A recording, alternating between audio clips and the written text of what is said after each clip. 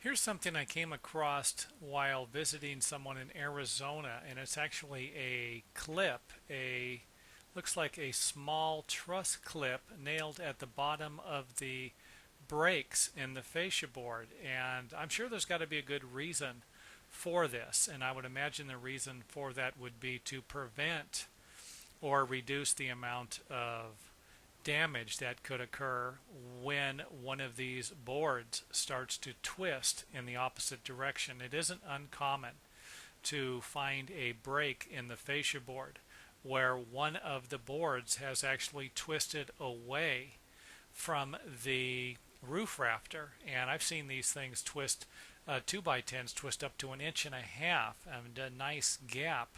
And here's my thought on these little guys. I really don't think they're going to do much good, and the reason being is that they just don't have the holding power to prevent the pressure of a board actually wanting to pull away from it. Now here's a close-up, and you can actually see that part of it is actually already coming off. It really isn't. Like I said, they just don't have the holding power. If something like this was a little longer and had a place where you could put some screws in it, then I would say, hey, this is a pretty good idea. But I really don't think something like this is going to do good in the long run. And again, if anyone out there has used these with success, I would love to hear from you. Leave a comment in the comment area.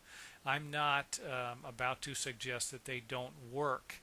It just doesn't seem like it would work as effective as maybe placing a strap along here or even a strap in the back, and then screwing into the strap on each side, and that way you get a nice firm, secure kind of building hardware, something to keep the fascia board together. But this right here just doesn't seem like it's going to cut it.